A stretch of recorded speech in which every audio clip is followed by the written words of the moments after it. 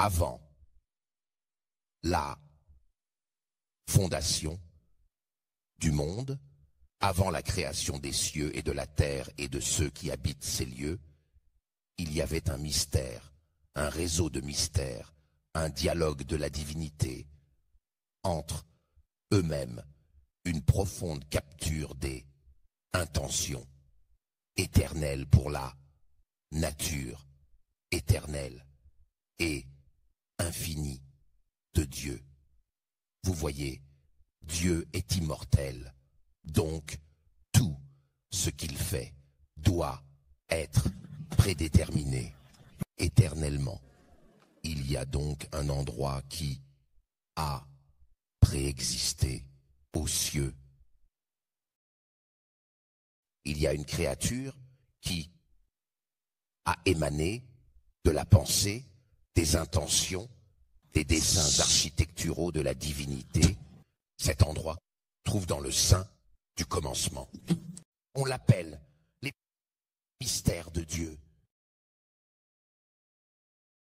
Certains aspects de ces mystères ne sont plus des mystères car ils ont été déployés, dévoilés et révélés. Mais il y a encore des mystères plus profonds qui sont enfermés dans le logo de Dieu. Donc il y a un endroit en Christ qui est si caché, si jalousement gardé, que seuls les hommes qui se sont purifiés s'aligneraient avec Christ pour collaborer à l'avancement des intentions infinies, éternelles et indéfinies de Dieu, qui sont si valables de génération en génération. Donc je ne sais pas depuis combien de temps vous vivez. Je ne sais pas non plus depuis combien de temps votre âme a vécu dans les règnes de l'éternité. Mais rappelez-vous que Dieu vous a donné un commencement. Je parle du fait que le début de votre âme est différent du début de votre corps conscient. Vous ne connaissez même pas encore le début de votre âme. Vous ne connaissez même pas le début de votre esprit. Vous n'en avez aucune idée. Mais bien sûr, vous pouvez dire quand le début de votre existence corporelle a commencé. Mais le fait est que Dieu a créé l'âme humaine. Dieu a créé le corps humain. Et Dieu a insufflé son esprit dans l'homme. Mais voici le point. Fils de Dieu, il y a une déchirure en Christ qui libère, comme on dit, tous les commencements. Et cette déchirure s'appelle le Logos. Le Logos, le Logos, ce sont les royaumes mystérieux enfermés en Christ. Tout le monde est qualifié pour aller prêcher l'évangile de Jésus et réconcilier les gens avec Dieu. Avant que Jésus ne se manifeste sous forme humaine, c'était un mystère caché dans l'Ancien Testament que un jour le Fils de Dieu viendrait. Un jour Dieu viendra sous forme humaine, mourir pour le péché du monde et se débarrasser de tout ce qui crée un obstacle entre l'homme et Dieu. C'était caché dans les prophéties, dans le langage obscur des prophètes. Le moment est venu où cela s'est manifesté. Donc maintenant que cela s'est manifesté, vous pouvez collaborer avec le Saint-Esprit et sauver des hommes. Mais monsieur, il y a un autre aspect des intentions éternelles de Dieu. C'était prédestiné, préétabli avant la fondation du monde. Il y a une communion, une relation qui est un label relationnel que seuls ceux qui sont sortis de leur champ, seuls ceux qui ont quitté les systèmes séculiers et mondains seront qualifiés pour être utilisés par Dieu afin de réaliser certains des mystères de Dieu qui restent à révéler et qui sont enfermés dans le ventre de Christ. Maintenant, je vous montre quelque chose dans le livre des Éphésiens, chapitre 1, verset 4. Selon qu'il nous a choisis en lui. Maintenant, ce choix a été fait avant même que tu sois créé. Souviens-toi, avant que tu sois fait, les fondations du monde ont d'abord été créées. Dieu, crée pas d'abord les habitants. Dieu crée d'abord des habitations et l'ensemble de celles-ci. Genèse, chapitre 2. Genèse, chapitre 2, verset 1. Ainsi les cieux et la terre étaient achevés et tout leur. Ensemble, donc, c'est un fait. Donc, Dieu crée des habitations d'abord avant de créer les habitants. Maintenant, Éphésiens 1, verset 4, nous dit quelque chose de très puissant, selon qu'il nous a choisis en lui, avant la fondation du monde. Arrêtez-vous là, rendons gloire à Dieu pour cela. Oh. Donc, il a élaboré un plan de rédemption au cas où les élus manqueraient le but.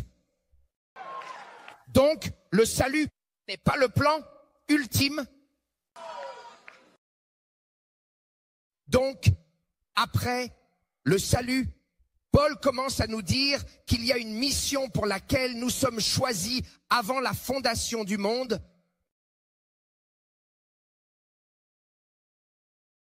Alors, quelle est donc la mission? Allons un peu plus loin. Je n'ai pas de réponse. Les Écritures ont les réponses. Éphésiens 2, verset 10.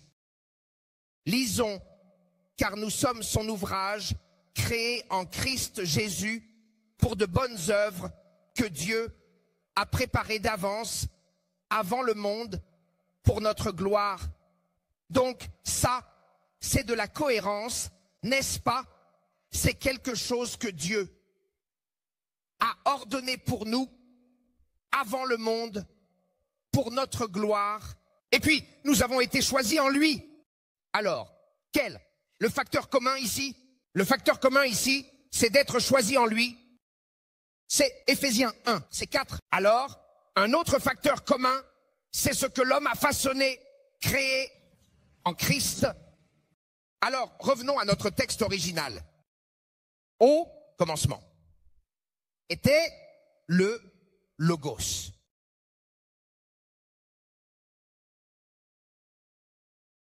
A, B, C. Je vais simplifier, ne t'inquiète pas. T'es déjà demandé pourquoi nous sommes en Christ. Je veux dire, pourquoi est-ce que Paul est cohérent? Il dit pas selon qu'il nous a choisis en lui. Alors, qu'est-ce qui est en lui? Le Logos. Qu'est-ce qui est en lui? Ses plans éternels. En d'autres termes, nous avons été choisis pour travailler avec Christ en tant qu'image de Dieu. La première manifestation de Dieu était l'image de Dieu. Que disait Dieu quand il s'agissait de la création de l'homme? Faisons l'homme à notre image, selon notre ressemblance. Donc, c'est ça, la marche, qu'ils aient la domination sur les puissantes créatures spirituelles dans la mer. Alors, c'est parti. Qu'il ait la domination sur les oiseaux du ciel, qu'il ait la domination sur les poissons de la mer, les animaux, le champ, tout ce qui est créé. Qu'il ait la domination sur la terre. Alors voici le point. En lui, nous avons une mission. En lui, nous rassemblons tout avec confiance. En lui, nous réalisons ses plans éternels. La question sera, comment comprenons-nous ce que sont ces plans? Parce que ces plans vont au-delà du salut. Et c'est le problème. Nous nous sommes limités au salut, à faire sauver les gens. Après que les gens soient sauvés, que se passe-t-il ensuite? Ils s'ennuient. Ils sont sauvés, ils s'ennuient.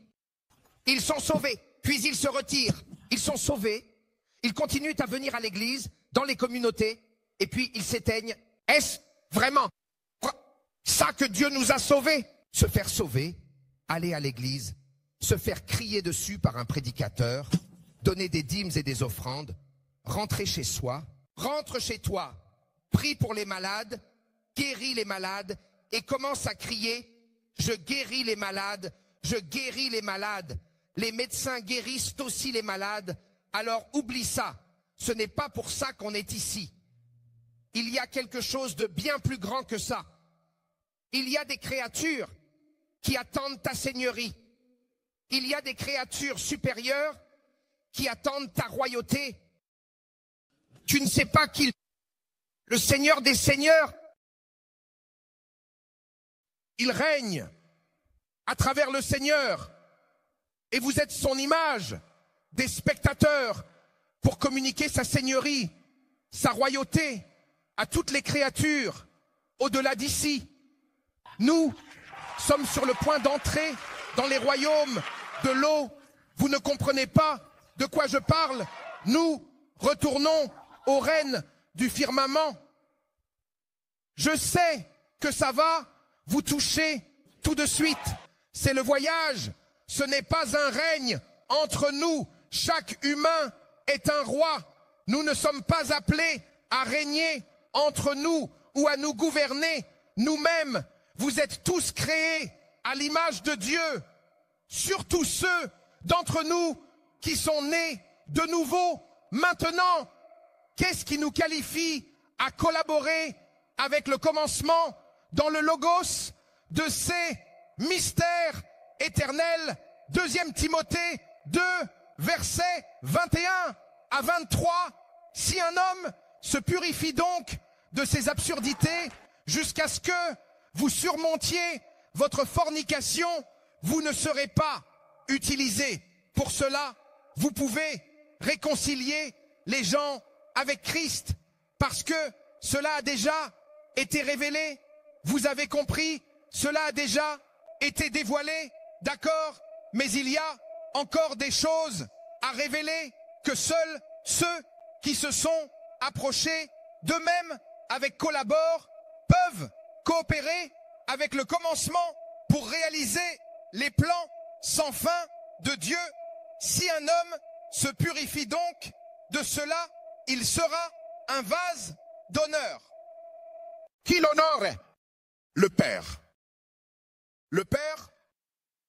Le Père, c'est pourquoi, lorsque vous dites non à cette fornication, votre Père est content. Cet homme qui couche avec vous détruit assurément, certainement, vraiment, et en réalité votre avenir dans les plans éternels de Dieu. La femme qui te séduit te disqualifie dans la course des affirmations et des approbations éternelles. Si le salut était la course, pourquoi continuons-nous à courir? Je pense que tu es né de nouveau, que tu l'as déjà complété. Au moins tes noms sont écrits dans le livre de vie de l'agneau. Il n'y a pas de course à courir. Tu as cru en Jésus. Merci à Dieu. Ils ont dit que le salut n'était qu'une correction. C'est comme te réorienter vers les plans éternels. Ne reste pas là. Je ne suis pas une personne qui parle seulement de salut. Salut, salut. Alléluia. Si nous ne nous levons pas et ne relevons pas les doctrines élémentaires du Christ pour aller vers la perfection, nous allons perdre encore plus de croyants en Christ dans les mois et les années à venir. Parce que tout le monde s'ennuie. C'est toujours la même chose. Prier, penser, c'est toujours la même chose. Pardonner, c'est toujours la même chose. Venir à l'église, c'est toujours la même chose. Jésus revient, nous allons au ciel. Alléluia. Non, nous sommes fatigués. Sors de cette destination, sors de cette destination élémentaire des filles sombres de la croix. Relocalise-toi, améliore ton appartement, déplace ton appartement de la terre vers les cieux. Alléluia. Si un homme se purifie donc, tu ne sais pas pourquoi je trébuche. Non, frère, je prie. Dieu, la sainteté est belle. La sainteté est belle. Et, alléluia, ma sainteté, ta sainteté, ça paie. Il n'a pas dit, si un homme est purifié par Dieu, il dit, si un homme se purifie.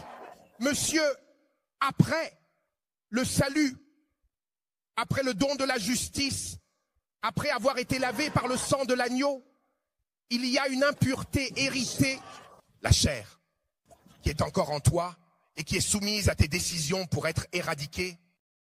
Donc, si tu n'éradiques pas ça, tu n'es pas qualifié pour collaborer aux mystères éternels de Dieu. Tu pourrais être sauvé et bien sûr réussir dans l'éternité, mais tu ne seras pas utile dans la main de Dieu. Je ne sais pas ce que je fais. Donc, se courtiser soi-même, c'est être prêt à s'aligner soi-même pour être accepté dans les mystères de Dieu. La tribu des noms, la nation de feu, présente le Global Roar pour toutes les nations avec le serviteur de Christ, John, Rugissement mondial. Rejoignez le pasteur John Anoske pour la guerre pour les nations. Chaque pays doit être représenté. Inscris-toi maintenant et fais partie du Rugissement pour les nations avec le pasteur John Anoske. Scannant le code QR à l'écran, date, samedi 7 décembre 2024, heure, 18h, heure d'Afrique centrale. Adresse 284 Voortrekker Road, Maitland. Le Cap, Afrique du Sud. Nous sommes le chaman et la maison de la terre. Tu as vérifié, hein? J'ai dit ouais.